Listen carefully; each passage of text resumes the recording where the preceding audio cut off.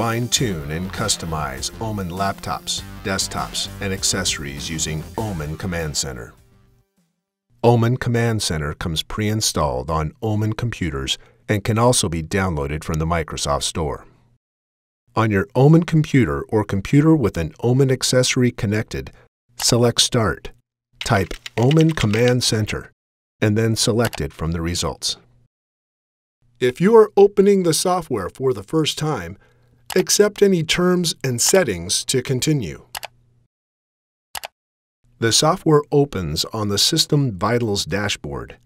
This dashboard dynamically displays the key metrics of your OMEN PC, including utilization and temperature of your GPU, CPU, and memory. The lower pane of the dashboard shows your current upload and download speeds. The navigation menu displays the customizable features for your computer. The menu varies for each configuration. Overclocking allows you to adjust your processor core ratio and voltage to run your processor at a higher speed than originally clocked, providing you with faster computer performance. Network Booster allows you to prioritize gaming network traffic to the front of the line. Select Auto to enable Network Booster, or select Custom to manually set which applications are given network priority. Activating Dual Force enables simultaneous Ethernet and Wi-Fi connections.